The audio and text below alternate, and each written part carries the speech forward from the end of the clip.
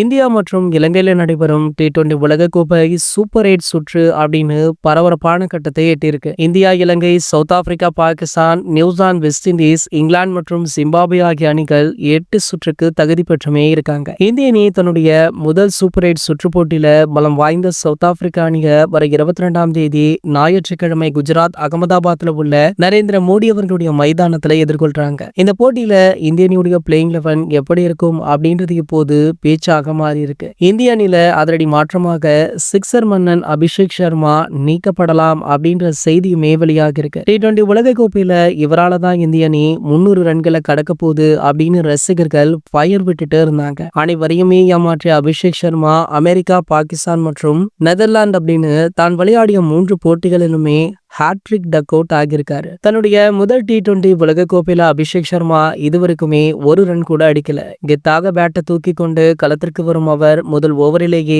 Out ஆகி நடைய கற்றாரு. நமீபியாவுக்கு எதிரான போட்டியில உடல்நலக்குறைவால களமிறங்காத அபிஷேக் சர்மா மன ரீதியாகவும் சோர்வாக இருக்காரு. ஆகவே இவர் சவுத் ஆப்பிரிக்காவுக்கு எதிரான போட்டியில களமிறங்க வாய்ப்பில்லை அப்படின்னுமே சொல்றாங்க. சோ இவர் மட்டுமல்ல, 11 அணியில கிட்டத்தட்ட 5 மாறுதல்கள் இருக்குமா. சோ இந்த மாறுதலுக்கு பிறகு 11 அணி இனி மாற்றப்படாது அப்படின்றத கௌதம் கம்பீர் அவர்களே தெரிவிச்சிருக்காரு. ஆகையால T20 உலகக்கோப்பை முடியும் வரை இதே 11 அணி தான் விளையாட இருக்காங்க அப்படின்ற செய்தி வைரலுமே ஆகிட்டு இருக்கு. இது போன்ற செய்திகளை பத்தி நீங்க உடனே தெரிஞ்சுக்க நம்மளுடைய சேனலை மறக்காம சப்ஸ்கிரைப் பண்ணிக்கோங்க.